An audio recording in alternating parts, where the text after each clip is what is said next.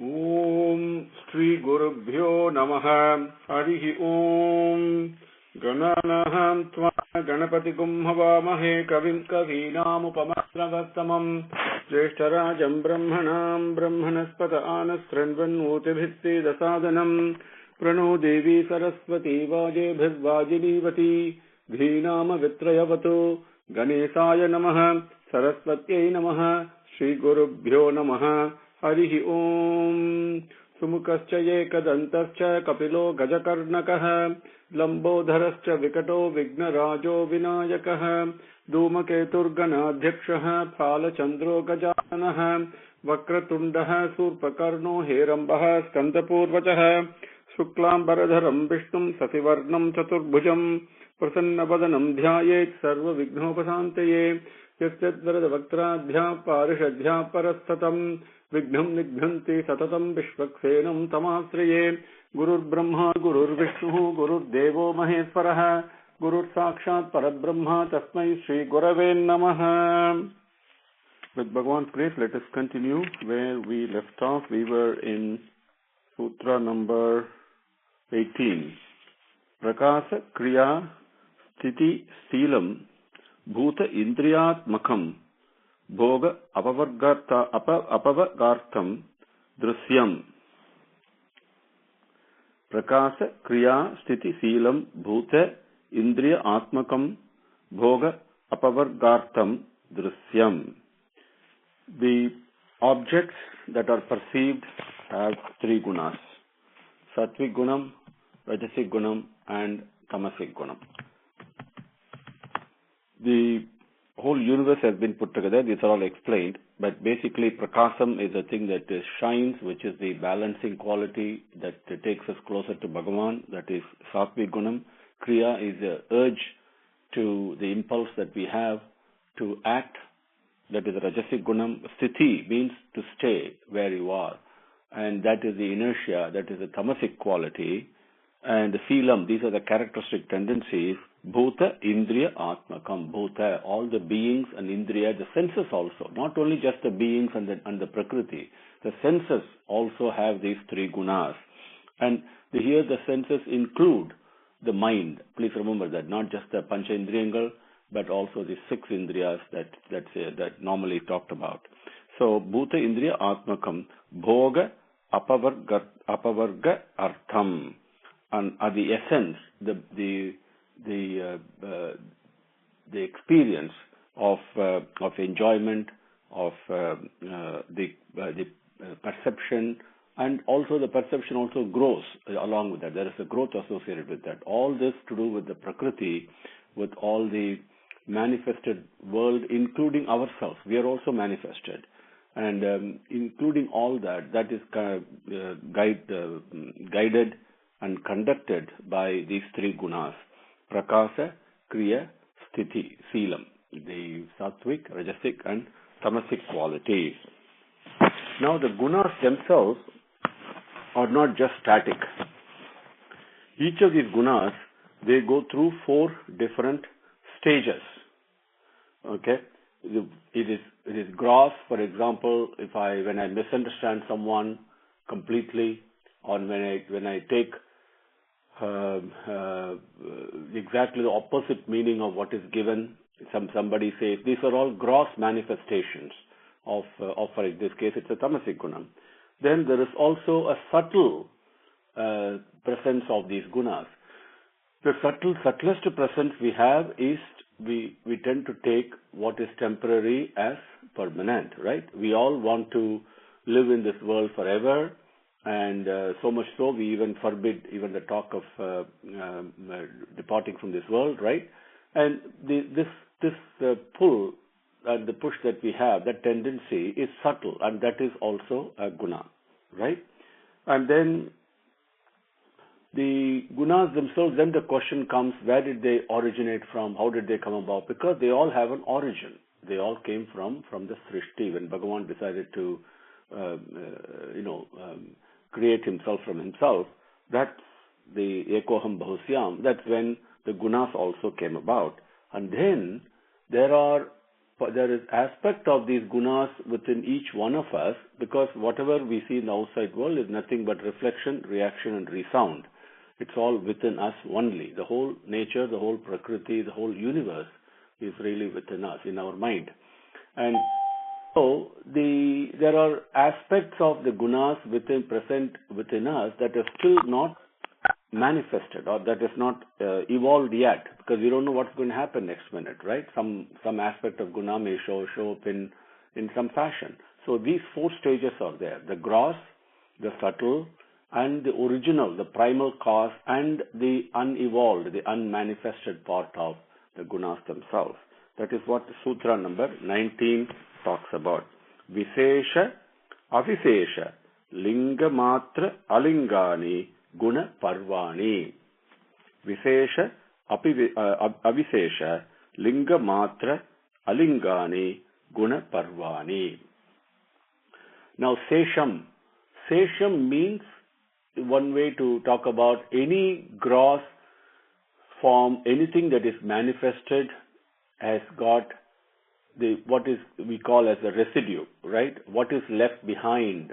And the Vishesham is a variety, an assortment, so many varieties of gross manifestations of the gunas that we have. If you take any object, it doesn't matter. That's one single object. Even if you take a pen, for example, and you look at it and understand the pen, that will appear different to you as you spend some time on it, as your gunas do their play and dance on that little object that we call as a pen. You will find that the pen actually changes, right?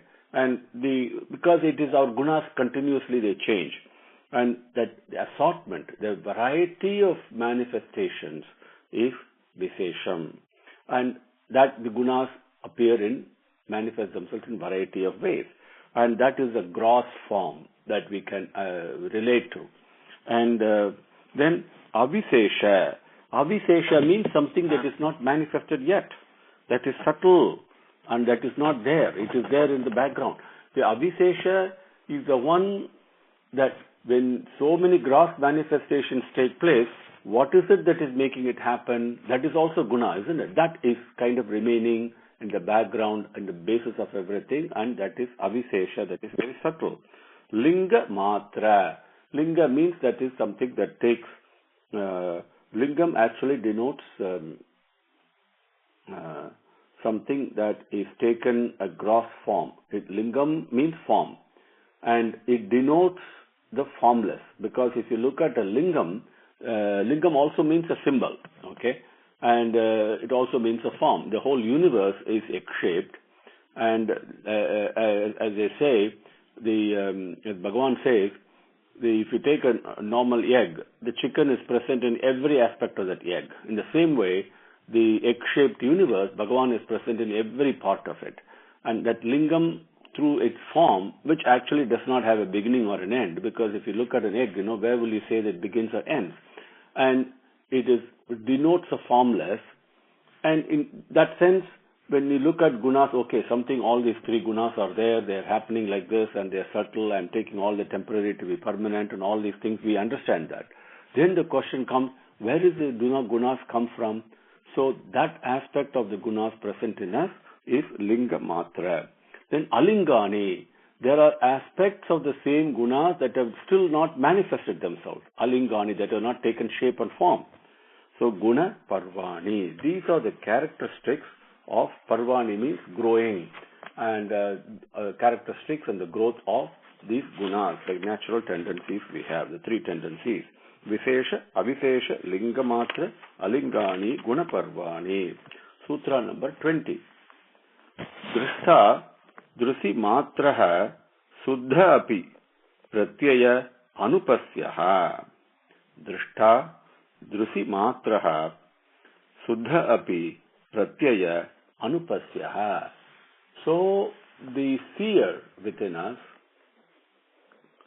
and Drishta means the seer, Bhagavan, who is a witness. Now, as a witness, the moment you say a witness, you can understand that that witness is not involved in the happening. He does not experience whatever is the experience of that particular object. Whether if you're eating something, it could be tasty, it could be not tasty, very sweet or very spicy, doesn't matter. If there's a witness there that remains untouched by it. So he is not part of the experiences. Drisi matraha. Drisi matraha means, Drisi is giving one example of one senses here, something that is perceived. All the objects, they have the three gunas, that they interplay with the three gunas of the Indriyangal. And then the gunas themselves have got four different stages, four different varieties of growth, right? And even though they all play all this, the drishti, the drishta, the person who sees all this, the witness, remains untouched. Drisi matraha suddha api. He remains pure in spite of the interplay of the gunas, and the witness, the indweller, remains absolutely pure, not touched by it. Pratyaya anupasyaha. Pratyaya means, we saw that earlier, drisi matraha pratyaya. All the objects that you see, that you perceive, pratyaya means to conceive. Because when you see something, your mind conceives that. That's a very important thing to understand. There is really no object. My mind says there is an object and this is the shape. And you give a name and a form, immediately the mind registers that, like a data bank. But there is really nothing there. So, pratyaya conceived by the mind, anupasyaha. Anupasyaha means the moment you think of something, whatever it is, it could be a thought or an object, anything it could be. If you say, for example, a table, immediately you picture something. Because your mind goes it goes closer to that object and perceives it. It grabs it. That's what anupasyaha means. You conceive something, you grab something, you experience something, but the indweller within you remains suddham, absolutely pure, absolutely untouched. Drishta, drisimatraha, suddha api, pratyaya, anupasyaha. 21. Tadartha eva drisyaha, drisyasya atma. Tad artha eva drisyasya atma. Then the question comes, okay, all these gunas, they all play. The mind goes after the object and perceives it and conceives it and grabs it and experiences it. It could be, as we saw earlier, ragam, dvesham, likes and dislikes. So many things happen, right? All this are interplay of gunas. What is the purpose of all this? What is exactly happening here? Why all these things take place? Says, tad artha, the essence, the reason for all this, eva, only, the drisyasya artha, the purpose, the reason for all these conception and grabbing and the various experiences that take place is only atma, is to serve the purpose of the indweller, even though the indweller is not involved in it. Okay? Now, what is the purpose? What is the purpose that is being served? What is the purpose with which the Atma has projected itself like this? Very simply, and there's no reason to get confused on this, it is the essence of everything is only to give love and receive love. That's the only reason all the various experiences and objects have been created, experiences have been created, come and go and all that. The only reason is to give love and receive love. The moment you give love, you become a loving person. The moment you become a loving person, you expand yourself. And the more expansive you become, the closer to Bhagavan you become. Ultimately, one becomes Brahman himself, the most expansive. That's the purpose of Atma, purpose of indweller, is the one that is being served by these various objects and experiences. Drisyasya artham. Tad artha eva drisyasya atma. Number 22. Kruta artham prati nashtam api anashtha tad anya sadharanatvate. Sadharanam. We say sadharanam means ordinary. Okay. Kruta artham prati nashtam api anashtha tad anya sadharanatvate. Sadharanatvate. Kruta artham prati nashtam. Okay. Now, the moment one person understands, oh, these are all here to serve the indweller, the purpose of the indweller, not for the enjoyment of the indweller. That's bhumte and all that. That is on another level. It's all serving the purpose. The indweller is a witness, and he has given us a job to do, projected, and we have to, just like in acting in the play, we have to give love. The moment you give love, you receive love. Krita artham. The moment I do that, whatever I do, I understand the purpose, and I carry it out according to Bhagavan's command. As Bhagavan says, it is not enough if you are devoted to me. Bhakti alone is not enough. No. You must please me. Very important. Pleasing Bhagavan is the most important. And to please Bhagavan means we have to serve his purpose. Simple.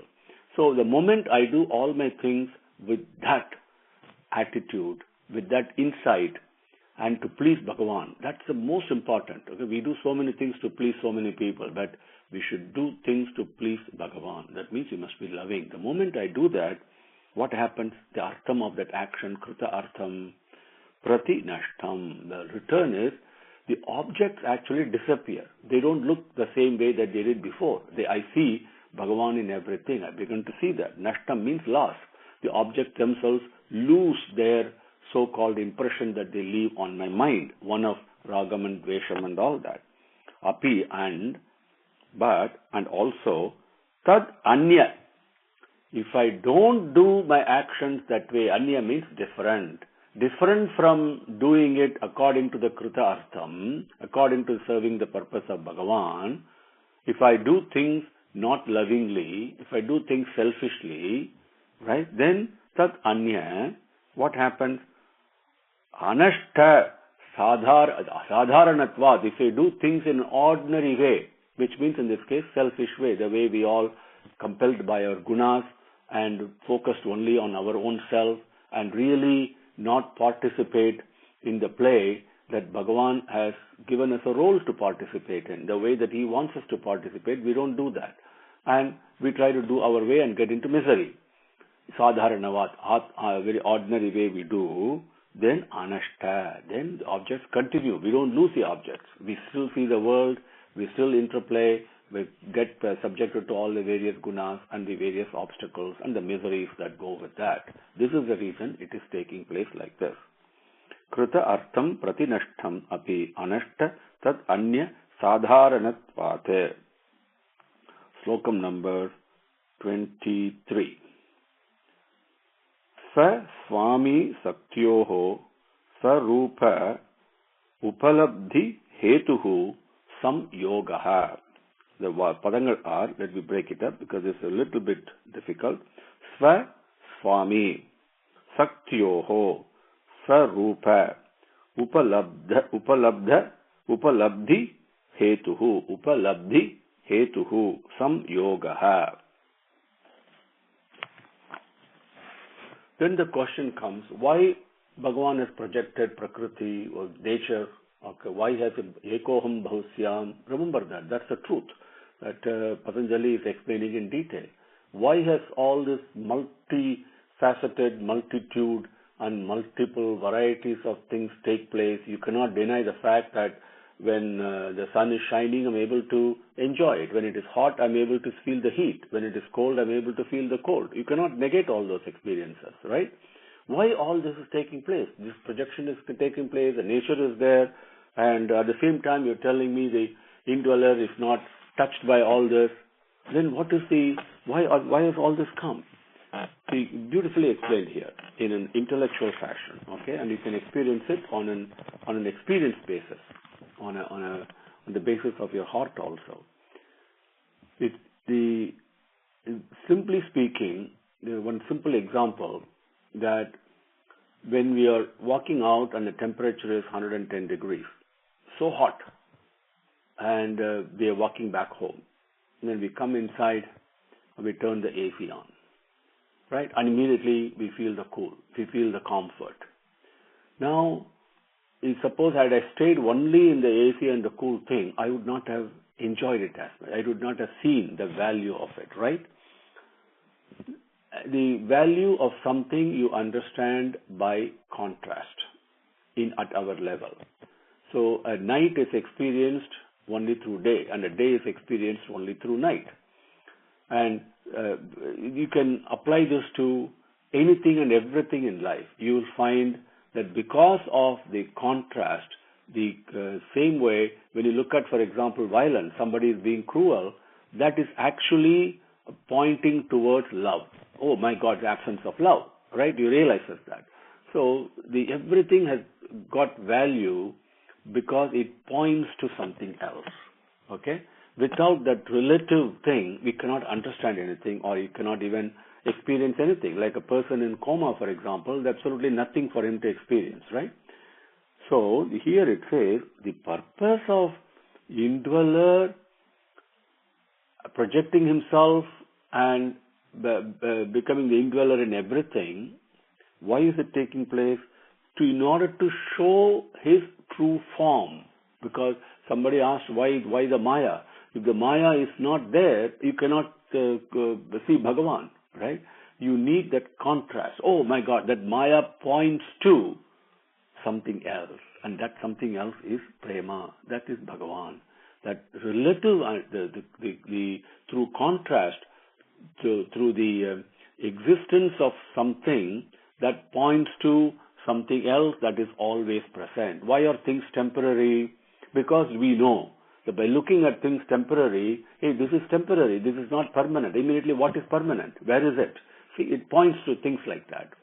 So that is the reason, hetuhu, that is the reason for the creation of Prakriti, the nature, so that Atma can be revealed. It is the dancer is actually being revealed through the cosmic dance, to put it in a very simple way. And the reason we have selfishness, next moment we can go into that, is because our own selfishness points to selflessness. That is what we should aim for. So selfishness has a role. All the 6 enemies that we have internally, they all play their role. And the role they play, by giving us misery and pain, they compel us to look for something that does not have misery, that does not have sadness. And where is that? That's the pointer that they all make. And nothing in Bhagavan's creation is wasted. Okay? So, Sva Swami Satyoho Swarupa Upalabdhi. Upalabdhi, upa, closer to, okay, let me explain. Sva means what is the entity, who's the owner. Okay, Sva means that is the truth, that is Satyam, that is the owner of everything, and that is the entity that is present. Okay, and that's where Swami, we say Swami, Swami so many to every people. Swami means the indweller, the Swa that is present in every manifested object is Swami. So Swa Swami is Satyoho. Through the Swami Satyoho, because of the characteristics of the gunas in the objects, including our own Indriyangal, which is playing with the outside world, and the mind goes and plays and all that, that Shakti, that play that is taking place through between the gunas in the objects and the gunas in our Indriyangal. Why? Swarupa Upalabdhi. Swarupa, our own self. What is our real form? Upalabdhi, to attain that, to get close and to grab and touch and embrace it. Upalabdhi, hetuhu, the reason, the cause for all this happening. Hetuhu, sam yogaha. Upalabdhi, sam yogaha. They become one. I become one with the differences. I remove the differences appear, pointing out to the unity underlying among them. Sam yogaha, to become one with the various Swami, various manifestations we have. So Swarupa Upalabdhi. Through that becoming one with it, I embrace the indweller in everything, the unity in diversity, the one that is appearing as many. It is not gross form. We've got to move away from thinking everything in the gross form, and we have to move away from quantity, because the quantity does not exist. The gross form, we should move beyond that to look into the subtle form that is present in all the gross manifestations. The moment I look into that way, then you can really start looking at and moving towards the unity among the diversity. Swa Swami Satyoho Swarupa Upalabdhi Hetuhu Samyogaha. 24. Tasya Hetuhu Avidya. Tasya Hetuhu Avidya. Then the question comes. The reason all these differences appear, they all actually point out to the underlying oneness, right? And but then why do they appear so different? That's a reason for that is ignorance only. That is why, okay, Tasya Hetuhu Avidya, the identification that we make with all the temporary things, both gross and non-gross things, those thoughts and emotions as well as physical objects, as well as our own physical body, right? The identification we make with all this is avidya, is ignorance. Tasya hetuhu avidya. 25. Tad abhavat samyogaha abhavaha hanam tad drusehe tad adrusehe kaivalyam. Next, before I explain this, so I hope you understand this. So if there is ignorance there, then I'm identifying myself with all this, then when will this ignorance go away? What will happen when you go where the ignorance is removed? Right? Tad abhavat samyoga bhavaha hanam tad adrusehe kaivalyam. The hanam means to end, to cease to be negated completely. Okay?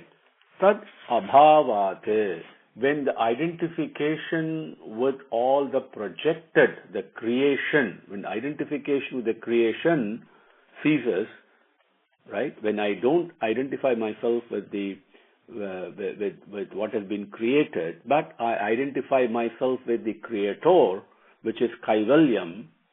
The moment I hold on to Bhagavan's lotus feet, which is nothing but prema, then I'm not identifying with anything else. I don't identify or attach to Maya. I don't attach myself to selfishness. I don't attach to myself with all the negatives that my mind also is creating at the same time, or even the positives. But I attach only to Bhagavan.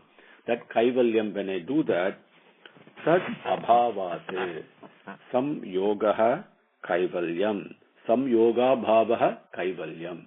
Bhagavan, attaching to Bhagavan and become one with him, then all the other identifications becomes abhavaha. You cease to experience them. Hanam, that means you cease to experience the differences. The differences vanish when Kaivalyam is Bhagavan's company. Tad abhavat samyoga bhavaha hanam tad drusehe kaivalyam. Tad drusehe kaivalyam. That means when Kaivalyam drusehe, when you have the vision of Bhagavan, when you have the vision of selfless love, everything else, all the differences ceases to be. They vanish. Just like, a dewdrop vanishes the moment sunlight comes, right? The dewdrop still it was there, but all of a sudden it vanishes, right? It will be like that immediately. So, the avidya, the ignorance has to be removed. And ignorance by itself cannot be removed. It cannot remove darkness by itself. We have to bring light. Light only, the moment you bring light, immediately darkness goes away. The moment sunlight comes, the dewdrops vanishes. Same way, by Bhagavan's Kaivalyam Drusehe, the moment I have the vision of Bhagavan, then all the other avidya, the ignorance and everything else vaporizes and vanishes. Okay? So please remember, it's not a sequential thing. It is one action that results in two results. One is removal of ignorance. The action of holding on to Bhagavan's lotus feet is that single action gives the Kaivalyam Drishyam, which means the vision of selfless love. At the same time, instantly, the ignorance gets removed.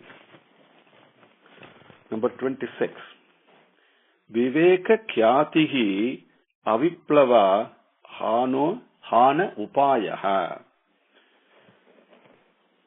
Then question comes, so what is the source to, now this is what we covered just now. What I just said is what this sutra is saying. So let me go through the meaning. Viveka khyatihi aviplava hana upayaha. Aviplava is a new word. Aviplava means continuous, uninterrupted. Okay, continuous it is. What is continuous?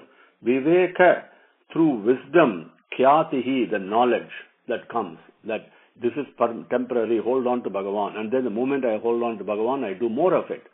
The more I do of it, it becomes more and more and becomes continuous. When I continuously, uninterruptedly, I keep the company of Bhagavan, that is the upayam, that is the pathway, hanaha, to seize all the differences and the misery and seize even the gunas. The gunas also vanish, right? So, viveka khyatihi aviplava hana upayaha. 27. Tasya sabdadha pranta bhumihi prajna. Now, viveka khyatihi apiplava. Continuously it takes place. But does it take place just like that? It can. If Bhagavan's grace shines, because he knows. And it can take place at any kshanam that he blesses.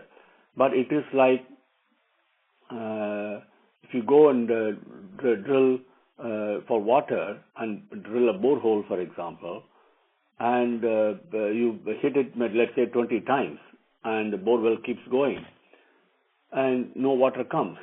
So you give up and then you go away, and somebody else comes and hits it once and immediately water comes. So does it mean that with one stroke that he got it? No. What it means is all the activities and the actions that I take to keep the company of Bhagavan, every single action that I take to do that does not fail. It adds to it. It is there. It is included. There is a credit given for that. Even though I may not hold on to Bhagavan's lotus feet, even though I may not achieve it, right? Even though no water may come out, but I still keep hitting it. I still keep trying. Every trial, as Bhagavad Gita says, there is no effort that is wasted in this. Even the slightest effort I make to keep the company of Bhagavan, yes, that adds to it. It is not wasted. So, I don't know at what one simple action could be that final 21st hit that brings the water out. Bhagavan's grace descends, immediately it opens up. So we must take every single effort, even though we may fail, even though we may go away, no effort is wasted in seeking the company of Bhagavan. And no effort, however small it is, produces opposite result. It does not. It is only in the direction of goodness. So, Sathya, that now, this thing takes place, the vision of Kaivalyam, in 7 stages. Saptadha, 7, Pranta Bhumihi, stages. Pranta Bhumihi means stages. And Pranta means edge, the corner. Bhumi is earth, which basically this means stages in our English language. Saptadha Pranta Bhumihi. Tasya, that gaining of that knowledge, gaining of vision of Bhagavan, vision of the selfless love, to be able to touch and embrace the selfless love within us, so that all the differences vanish. That takes place. Saptadha, in 7, Saptadha Pranta Bhumihi, 7 stages, Prajna, Tasya Prajna, that knowledge happens in 7 stages. That is 27, and 28 we will take up in our next class. I think I have covered enough sutras for today. Om Shri Gurubhyo Namaha. Hari Om. Samastalokaha Sukhino Bhavantu. Samastalokaha Sukhino Bhavantu. Samastalokaha Sukhino Bhavantu. Om Shanti Shanti Shanti. Hari Om. Shri Gurubhyo Namaha. Harihi Om. Om Tat Sat.